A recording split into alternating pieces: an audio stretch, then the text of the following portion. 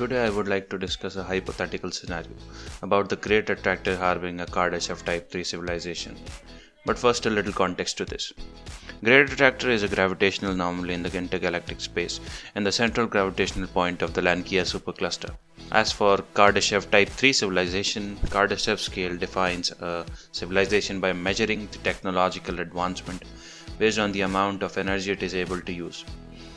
So a type 1 would control and store all of the energy available on its planet. A type 2 civilization, a stellar civilization, can use and control energy at the scale of its planetary system. Type 3 would be a galactic civilization, that means it can control galaxies, and so on and so forth. Now this is all speculation and thought experiment for fun because we know very less about life on other planets, let alone the great attractor. The great attractor lies 150 to 250 million light years from us. Now, why would someone say it can harbor such a civilization? Quite possibly due to the fact that we know nothing about the great attractor. It is very difficult to observe because it lies beyond the zone of avoidance, so hard to observe invisible light wavelength. So let's discuss some point on how there can be a civilization of type 3 Kardashev scale and what are the arguments against it. First of all, let's look at the non-existence of such a civilization. One reason would be the large communication gap that would be there. Believe it or not, light is not fast enough to travel between galaxies.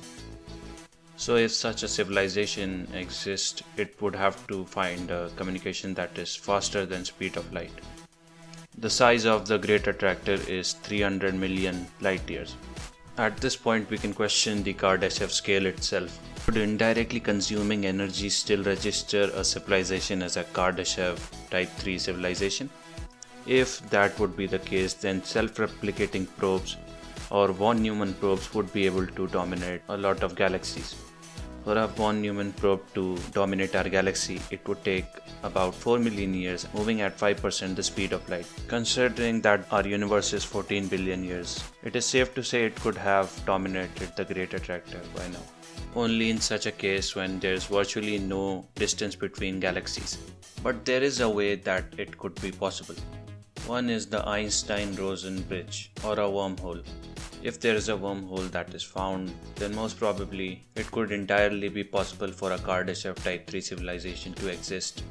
A great hurdle to all this is that the Fermi paradox haven't been solved, which means we don't know what stops a civilization from growing or what contributes to it. At the end of the day, we haven't even looked at our solar system for signs of life. The simple fact that we could find signs of life in our solar system increases the chances of great attractor being a civilization of Kardashev type 3 scale. Because we currently speculate that life cannot exist without the Goldilocks zone. This is a zone where the planet exists not too far from the sun and not too close either, so life has the perfect conditions for survival. The sheer fact that life could exist in hostile environments such as present in the other planets that are present in our solar system would significantly increase the existence of a type 3 civilization. In the Fermi paradox, Enrico Fermi calculated the existence of life on Earth-like planets, essentially the planets that exist in the Goldilocks zone and have possibilities of thriving life. But if life could exist in hostile planets, then that would mean that life is much more resistant to hostile environments than we have previously thought. It would be a much more scary thought if you consider the fact that life can exist in hostile environments and we still haven't seen any of these civilizations reaching type 1 or type 2 scale. This can increase the chances of Kardashev type 3 civilization being in a great attractor, but it also increases the chances of existence of a great barrier, which poses the question, will we be able to reach Kardashev type 1 and Kardashev type 2 scales?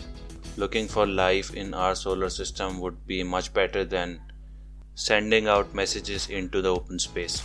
One of the reasons for this is because first of all, we cannot send messages far enough and fast enough. The second reason is if a civilization is able to get our messages, then they are most likely much more advanced than us.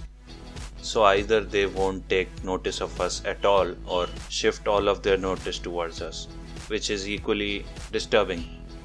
Another reason for Kardashev Type 3 civilization for not to exist is because a Kardashev Type 3 civilization must be a society of advanced social, economical, and technological structures. They would probably have to develop a system that takes care of essentially a large population and have to eliminate all social, economical problems, war, famine, etc.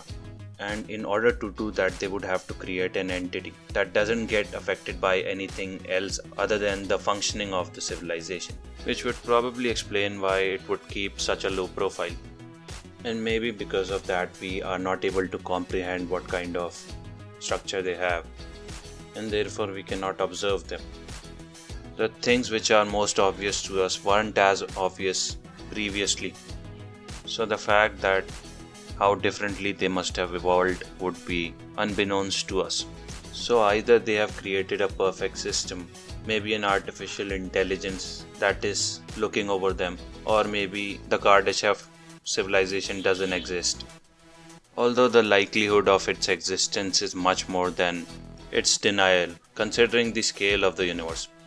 The fact that they could be dimming each galaxies one by creating Dyson spheres on most of the stars of the galaxy, and considering the distance that we have with the great attractor, it is very difficult to determine either way.